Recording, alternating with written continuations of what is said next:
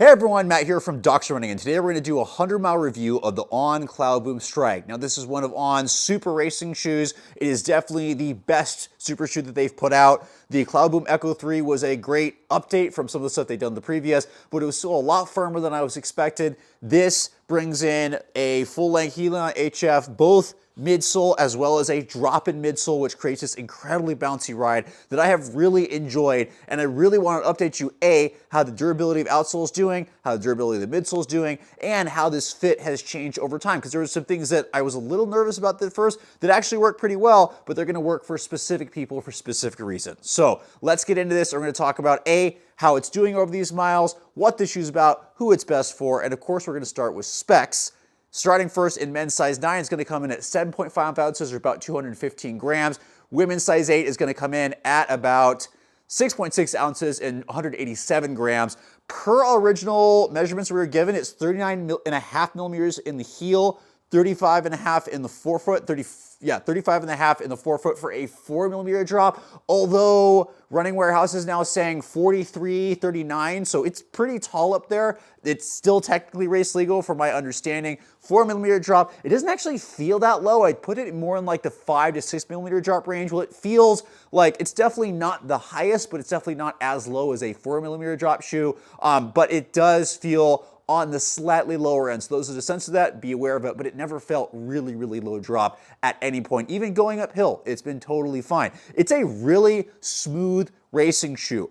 Interestingly enough, although it doesn't feel necessarily as low drop, the forefoot feels really cushioned. I will bring this out here and see if I can get it back in. This is really cool. The insole's what's called a drop-in insole, where there's a ton of Helion HF also in this, which I think is probably what makes that stock height even higher.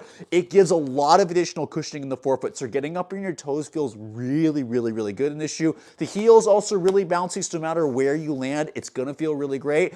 I have noticed this shoe does work really, really well for slightly longer distances, so I've kind of struggled to get it to go 5K paces, but 10K and up is phenomenal. 10K, half marathon, marathon pace feels really, really good in this shoe. There's a lot of bounce. It's not the softest midsole on the market, but it's still really bouncy and just, it's really well balanced. I know I say that a lot and you can make fun of me, but it's got that really nice bounce where it doesn't feel mushy, but it feels very resilient, very bouncy, but not too firm. It's like almost perfect, and got that perfect amount of bounce for just going on those moderate to longer miles, especially when you're going faster. So it's really good. Turning the legs over, my legs don't feel beat up afterwards. The shortest I've taken this through is a 2K time trial where I was pacing my wife and we went through a mile at 5:12. It doesn't feel like the fastest shoe turning over, but again, as you go longer, tempo runs feel really good, longer intervals feel really good. I think this would be an excellent half to full marathon shoe for people that have stable mechanics.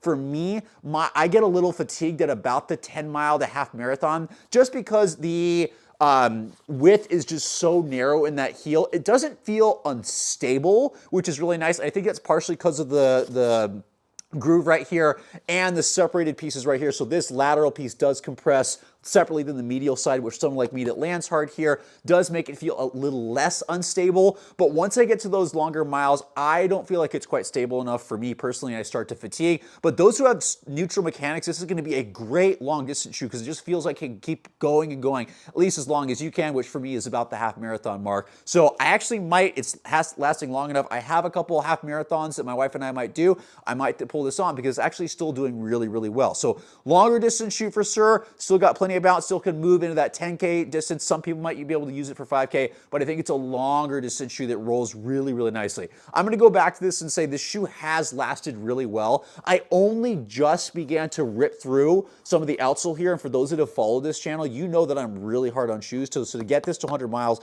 is phenomenal. This shoe has a lot of good durability. The midsole feel hasn't changed at all over the 100 miles. It feels just as bouncy and resilient as when I first put it on, and I'm really surprised that it just hasn't lost anything, and it feels really good and holding the stuff up really, really well.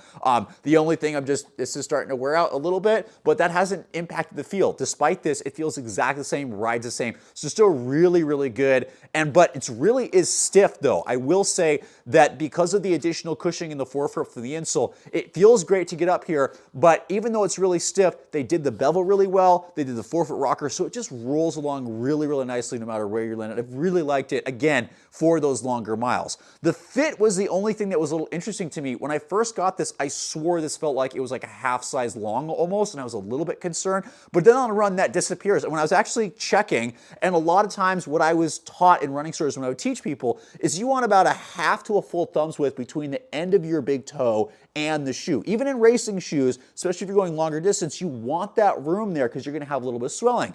Even without going on a run, I had the perfect amount of room between my toe and the end of the shoe. I think it feels slightly long just because the sole might extend a little bit, so I would not go up a half size because maybe it felt just a teeny bit long the first few steps, and then that goes away. And then I've actually appreciated as I've gotten longer miles and my feet have swelled up a little bit that I did have some more room. It's on a little bit of the wider side, volume is lower, so that kind of racing feels snug, which is great, but that forefoot has a little bit more room while being a little bit wider. So really great, not the widest forefoot on the market, but just enough room that it doesn't feel like the upper is pinching you at all. It is very light, so be a little careful if you're locking this stuff down. The laces will push through this tongue, which does lock down fairly well. It is well gusseted.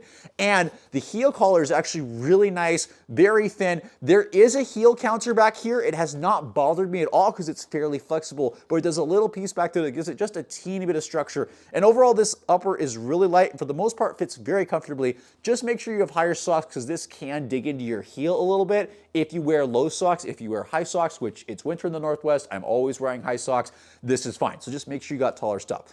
Outside of that, it's a really great shoe. Yes, and it better be great. It's $280, so if you have the cash to spend, it's gonna last you for those longer miles. Just make sure it's appropriate in terms of how stiff it is, making sure how tall it is, and the fact it is a far more neutral shoe. And make sure you try this before you buy it, just because that slightly long fit might feel a little bit weird. No, it does break in, but just make sure. I've heard there are some sizing issues with some of the other shoes. I must have gotten lucky that it fits very true to size for me with just that slightly long feel. But outside of that, it's been really good, and I'm really happy you are finally getting to where I know you can be. You're making these super shoes. I'm really excited for the Echo 4. I'm really excited to see how you update this, but overall, great shoe, and definitely competes with shoes like the Alpha Fly, the Endorphin Elite 2. It's in that upper echelon of racing shoes, and so overall, a great option for those mechanics that fit you.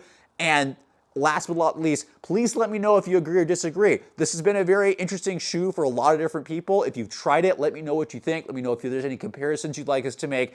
And then, as always, hope this helps you figure out what works best for your feet.